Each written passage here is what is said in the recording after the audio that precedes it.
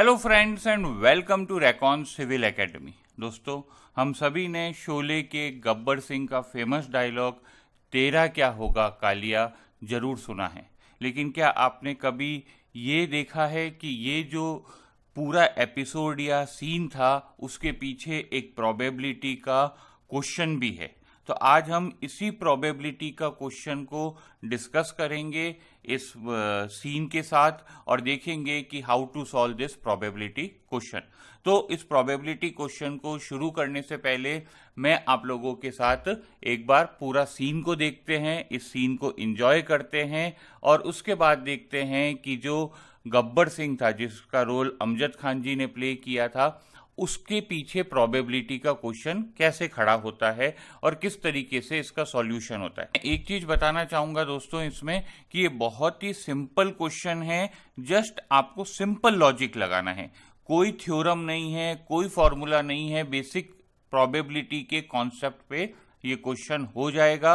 Just आपको approach positive रख के इस क्वेश्चन को सॉल्व करना है। तो आइए देखते हैं ये पूरा सीन और उसके बाद हम इसकी प्रोबेबिलिटी की पजल में एंटर करते हैं। तो आइए देखते हैं सीन।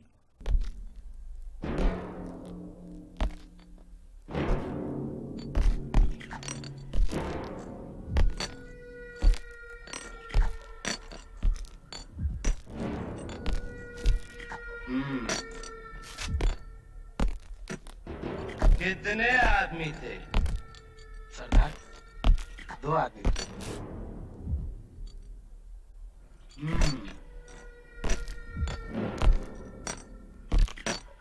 दो आदमी।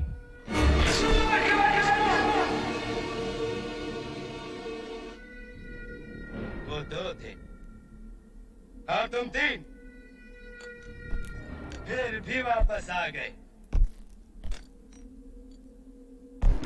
खाली हाथ। क्या समझ कर आए थे कि सरदार बहुत खुश होगा, शाबाशी देगा? क्यों?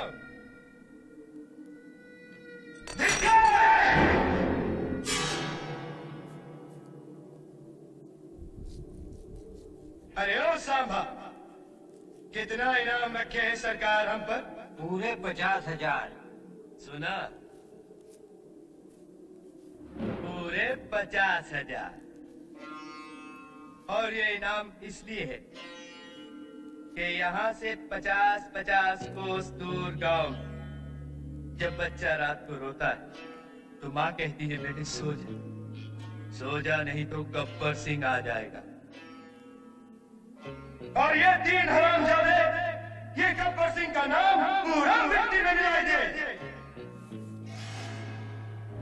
इसकी सजा मिलेगी, बराबर मिलेगी।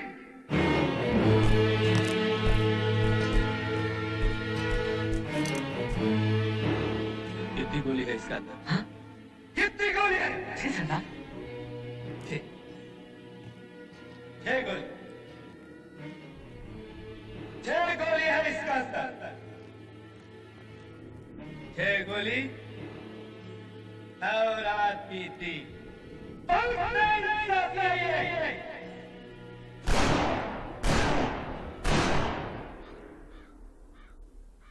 अब ठीक है। हाँ, अब ठीक है। अब इसके 3 खानों में गोली है, 3 खाली। अब हम इसको घुमाएंगे।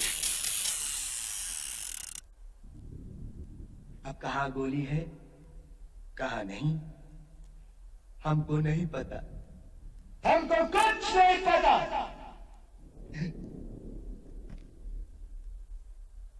इस पिस्तौल में 3 जिंदगी 3 मौत बंद है। देखें किसे क्या मिलता है।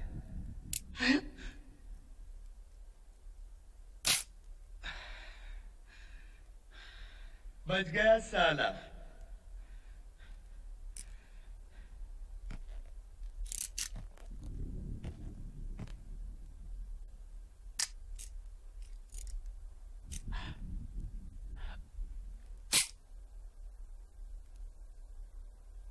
ये भी बच गया।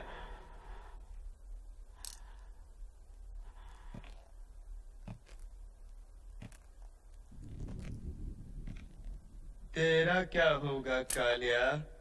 सरदार, मैंने आपका नमक खाया सरदार। अब गोली खा।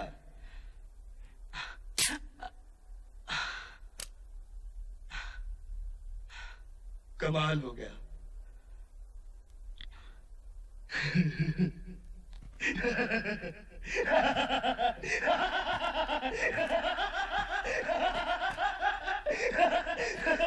तीनों बच गए। ये तीनों ज्यादा तो गोली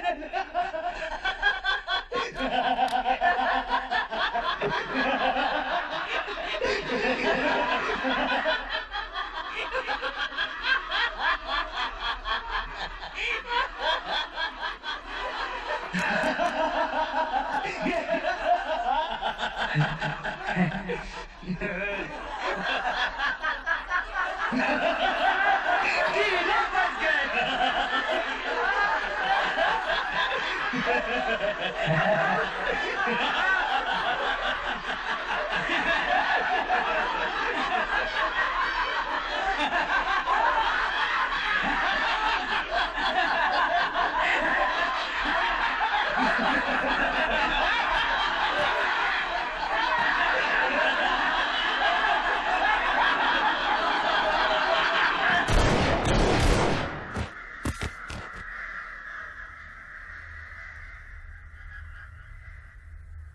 जो डर गया समझो मर गया।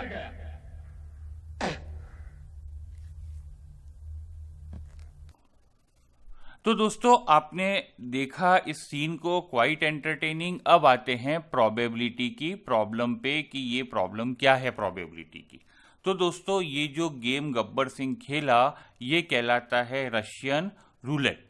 ये एक तरह का गेम है जो काफ़ी फेमस पर्सनैलिटीज़ खेल चुके हैं।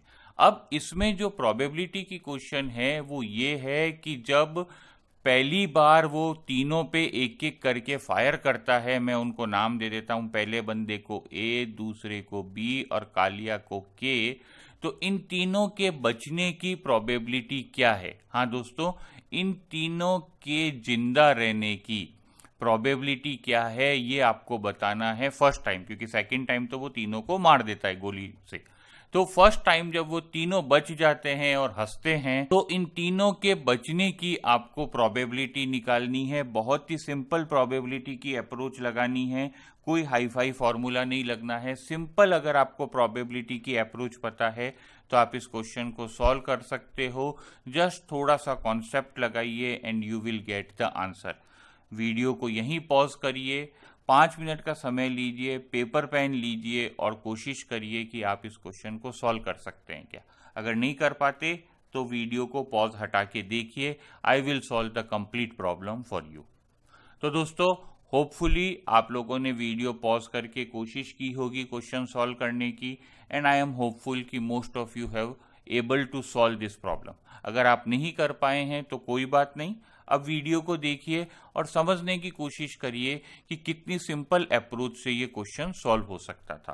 तो जो रिवॉल्वर है उसका सिलेंडर है दोस्तों, जिसमें 6 गोलियां थी पहले, और उसमें से 3 गोली वो हवा में फायर कर देता है।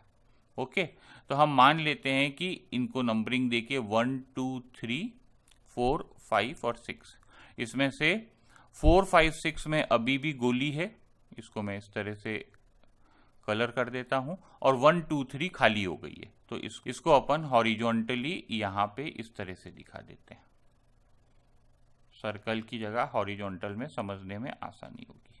तो 1 2 3 खाली है दोस्तों, जबकि 4 5 6 अभी भी भरे हुए हैं। और मान लेते हैं कि रिवॉल्वर एंटी क्लॉकवाइज बढ़ती है। ओके, यानी कि पहली गोली चलेगी, उसके बाद दूसरी, फिर तीसरी, फिर चौथी, पांचवी या छठी, आप क्लॉकवाइज भी मान सकते हैं, it will hardly make any difference. तो अब दोस्तों हमें पहले देखना है कि पहले पर्सन के बचने की प्रोबेबिलिटी क्या है, PA। तो प्रोबेबिलिटी का सिंपल फॉर्मूला है दोस्तों, क्या है कि आपको ये देखना है कि फेवरेबल केसेस कितने हैं, डिवाइडेड बाय टोटल केसेस कितने हैं।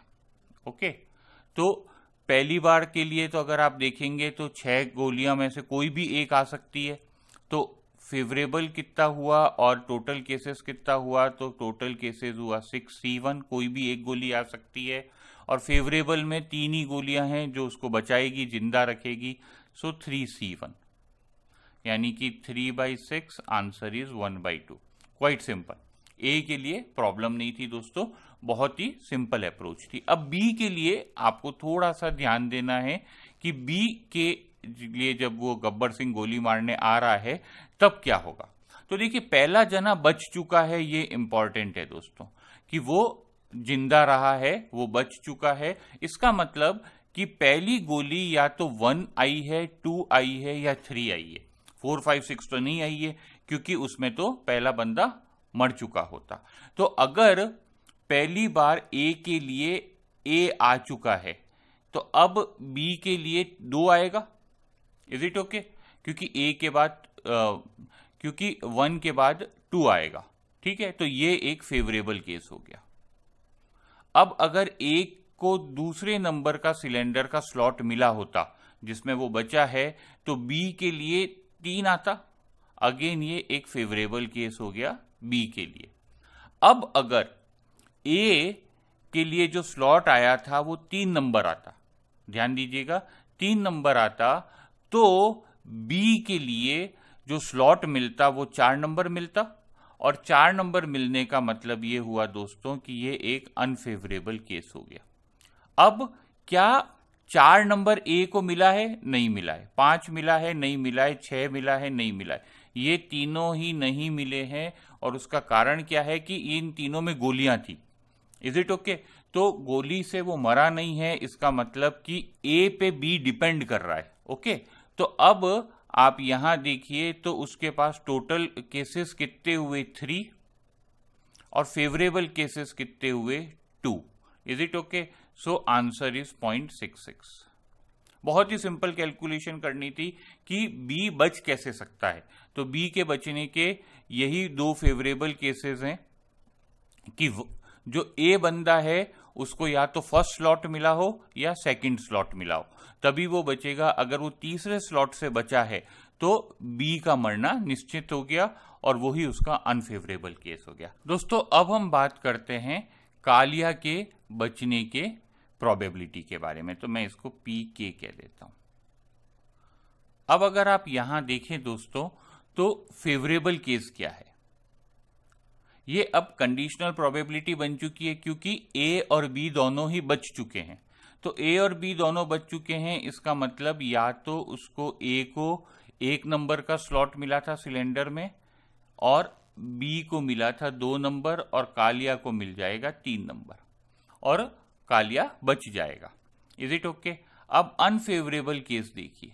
अनफेवरेबल केस क्या है कि ए को तो मिल गया 2 नंबर, बी को मिल गया 3 नंबर, तो कालिया को मिलेगा 4 नंबर, और कालिया मर जाएगा। Is it okay?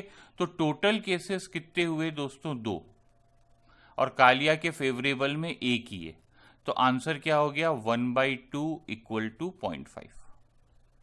और कोई केस बन ही नहीं सकता दोस्तों। क्यों नहीं बन सकता? क्योंकि अगर आप 3, 4 और 5 करते हैं कि ए को 3 मिला तो वो बच गया, बी को 4 नहीं मिल सकता दोस्तों, क्योंकि 4 में तो गोली है और बी तो जिंदा रहा है। Is it okay? क्लियर? तो आपको ये वाला जो सीक्वेंस है ये एप्लीकेबल नहीं होगा। इसी तरह 4, 5 और 6 भी एप्लीकेबल नहीं होगा, क्योंकि 4 में भी गोली है, 5 में भी गोली है, तो वो दोनों ही मर जाएंगे, ए और बी, जबकि हमारी केस में दोनों जिंदा रहे हैं, तो ये केस भी नहीं हो सकता। तो कालिया के लिए फेवरेबल केस एक ही था कि 1 नंबर मिल जाता ए को, बी को मिल जाता 2 नंबर, तो कालिया को मिलता 3, और कालिया जिंदा रहता, और यही हुआ भी था। Is it okay? तो टोटल केसेस हो गए फेवरेबल कालिया के लिए 1, और टोटल केसेस कितने हैं? एक अनफेवरेबल भी था कि 2 नंबर मिल जाता ए को, बी को मिल जाता 3, और कालिया को मिल जाता 4, और वो मर जाता। Is it okay? जो हुआ नहीं था एक्चुअल में। तो ये प्रोबेबिलिटी हो गई कालिया की 0.5। तो दोस्तों you see how we can learn lot of things from entertainment also. ये वीडियो आपको कैसा लगा कमेंट सेक्शन में ज़रूर बताइएगा, और keep enjoying your civil engineering and have lot and lot of fun in your life. Thank you.